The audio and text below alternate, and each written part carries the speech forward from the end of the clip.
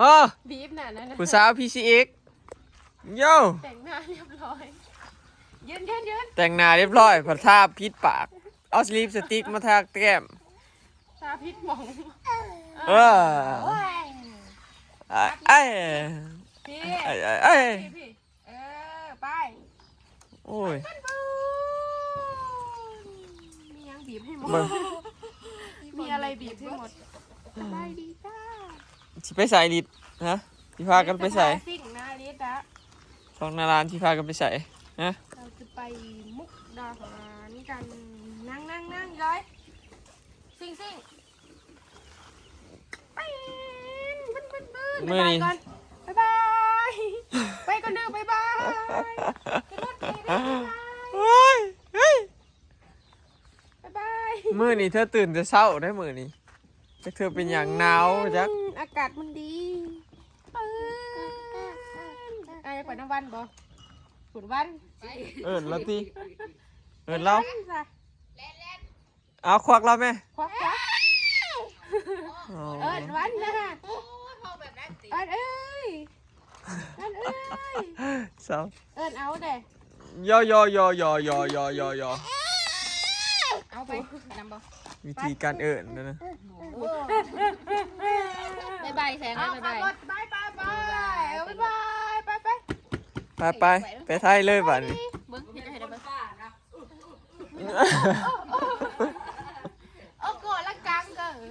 ยังอีก2 มื้อพี่น้องอลิสจิครบอัน3 เดือนเนาะปี3 เดือนไม่ใส่ไปใส่ซี่ใส่บอลเก็บมากระทันจนเลยล่ะเป็นภาษาอังกฤษซาลิงอ่ะลูกคนเปล่าอ่ะอันนี้ร้านลิงไหนเล็กกระเป๋ามือเห็นได้แล้วนี่นะมองหน้าเลยแขวแล้วก็มีเล็กอ้อมโซ่แขวเบิ้งโซ่แขวใช่ยังได้โทรศัพท์นะเห็นโทรศัพท์อันนั้นดูฮะอันยิงแขวมึงดูแขวบ้างแขววันนะครับแขวอลิสเอาบ้างยิงแขวไอ้โชว์แขวเอายิ้มวันคอย15ไปจะยิ้มวันอันยิง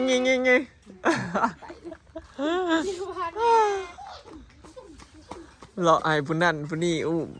ไปได้ทุกม่องทุกตอนปริญาณไพ่ตั้งแต่อยู่อันนั้นครอบครัวใหญ่เขาออกมาอยู่นานไปเที่ยงไหนเขาไปงานไปไทยกับเขาจุดปุ๊บเล็กหน่อยสำคัญเขาแลนขยันคนลายว่าม่วนเนาะเก็บใส่ถุงเก็บใส่ถุงเก็บใส่ถุงลูก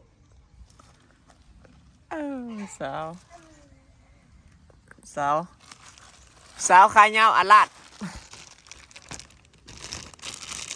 เอาใส่ถุงให้พอมา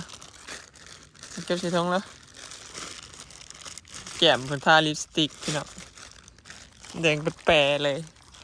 เอาลิปไม่ใหญ่เอามาลามาทาอันนี้บอกเอาเก็บใส่นี่แล้วนี่เก็บใส่ถุงน้ำพอนี่เอานี่ดอกกระโดนงามเลยเก็บใส่ยิ้มนี่เขียวซอง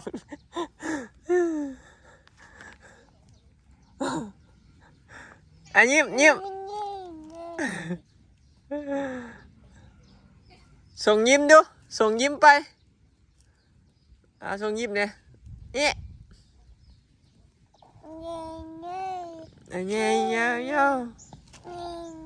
ตะเต้งเอาไปใส่ปล่อยแล้วไปแล้วป่านนี้ไปเมื่อเร็วมีใหญ่มากแล้วไปเมื่อครับเพื่อนเอาลูกย่า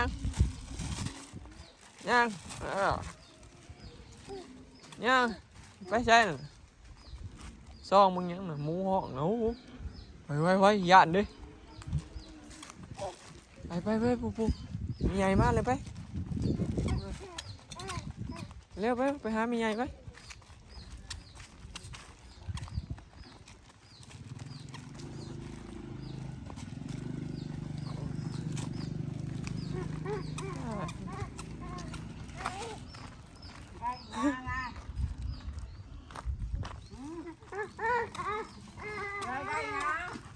ดอกกระโดน ไอ้ดอกกระโดด โยโยโยโย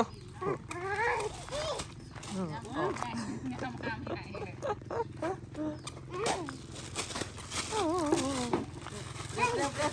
เร็วเร็วไปมาเลยมาเลย อย่างเดียว ไปไปไปไหนพูดพูด จบป่วน พูดเนี่ยไปพูดมันใหญ่เอ้ยพูดมันใหญ่เอ้ยพูด โยไอ้ทำไปโรงเรียนเลยลูกมึงเนี่ย ยิ้มเบิ้ลได้เบิ้ลยิ้มเบิ้ล กับระทีใหม่ผู้ใจเพิ่นไปแล้วบ๊ายบายไอ้ทำมะบ๊ายบายฮัลโหลสบายดีเด้อจ้าสบายดีเด้อพี่น้องพาลิดเลาะเล่นก่อนเนาะน่ะฝุ่นใครนะมีทอมาบ่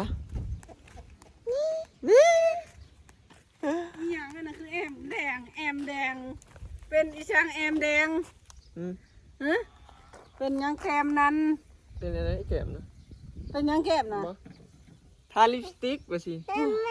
ทาพิษบ่สิทาปาก โมมีฮะ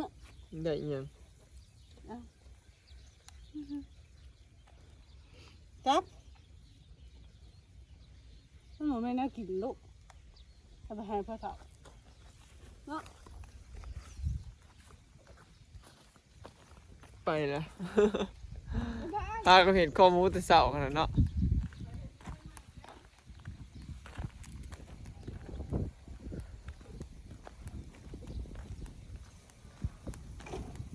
มื้อนี้ก็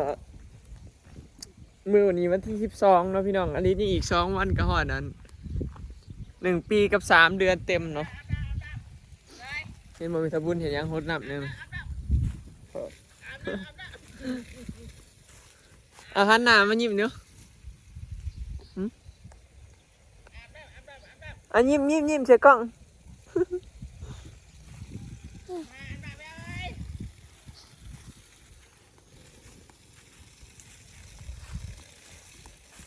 โอ้ยนางก็จะโคตรชวนบ่ มาหน้าเยอะไปมาหน้าน างก็จะโคตรชวนบ่เนาะเช็ดเนี่ย เลิกได้ เช็ดเอา เลิกได้ เนี่ยบุญหดชวนเลยปักปี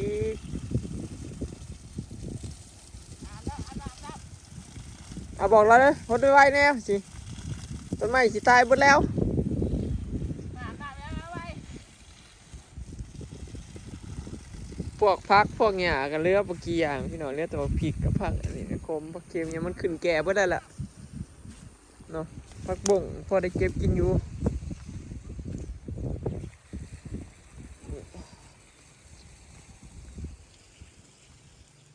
นี่ผักกะหล่ำ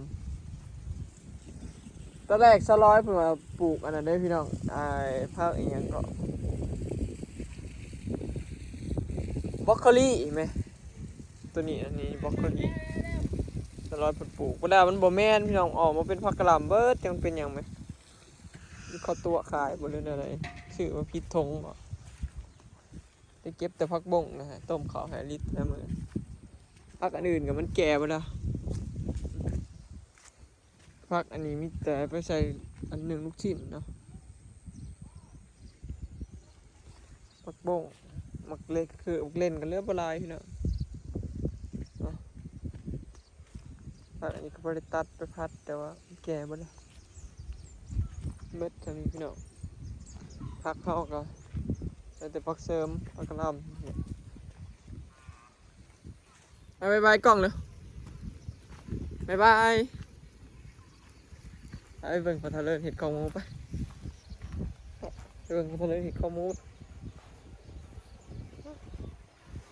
นี่อากาศหนาวคือเก่าพี่น้องหนาวช่วงเช้าเนาะหนาวตอนเช้ากับยามมื้อแลงพี่น้องช่วงค่ำๆหนาว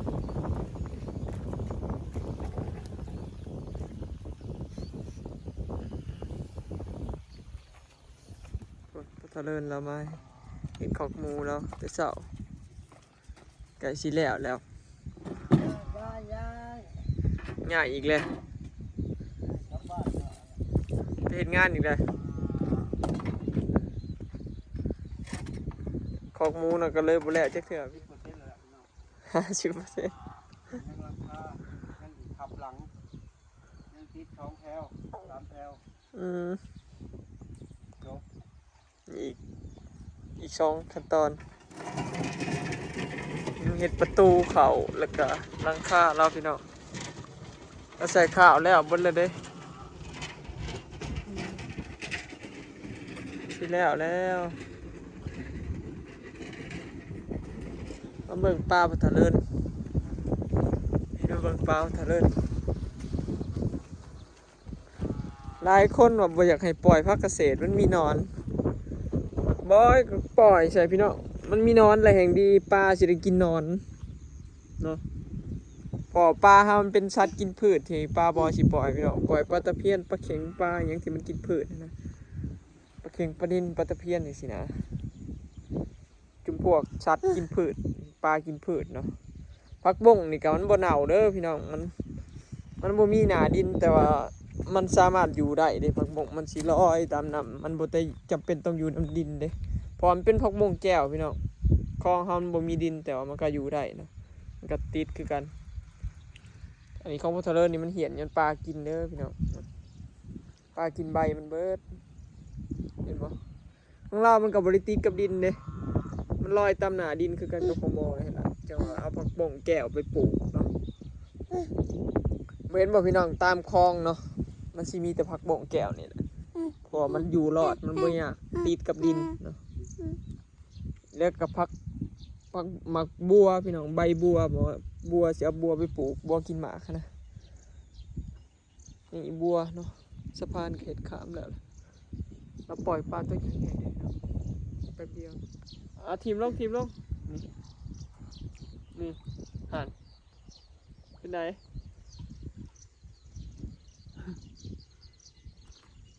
ทีมลงให้ป้าเร็วทีมลงนี่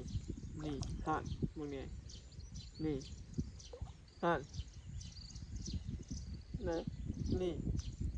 หันอลิศค่ะทีมลงให้ป้าลูกทีมลงดึกไปนั่นเหลือมาสวมแล้วป้านี่น่ะเห็นบ่ทีมลงทีมลงนี่ทีมลงทีมโยนลงนี่โอ้โหสับป้าลีนมาหาหล่อเล่นชวนพี่น้องโอเคเนาะพี่น้องคลิปนี้ก็สิขอเก็บภาพบรรยากาศสำนีเด้อเนาะพี่น้องบ่ค่อยได้ถ่ายกับลูกดอกพี่น้องบอกว่ามีแต่ไปเวียกเนาะวันนี้ก็เอาลูกนอนแล้วเอาลูกนอนตอนประมาณ11 โมงนี่แหละลูกรับแล้วก็พาเอาแล่นไปซื้อของให้สร้างพี่น้องมื้อนี้น่ะสิแล้วเนาะสร้างเฮือนให้นะมื้อนี้แล้วเนาะก็สิได้อยู่ก็สิได้ให้สร้างอันใส่กระจกแหวนนำมาใส่ให้เนาะคลิปนี้ก็สิขอเก็บภาพบรรยากาศสำนีเด้อพี่น้องจะได้ก็ฝากมือคลิปฝากเป็นกำลังใจให้เฮาเด้อเนาะพี่น้องไปแล้วสบายดีทุจ้าทุจ้าเร็วทุจ้าทุจ้าเร็วเอาไปจีเฮะนั่นเองทุจ้า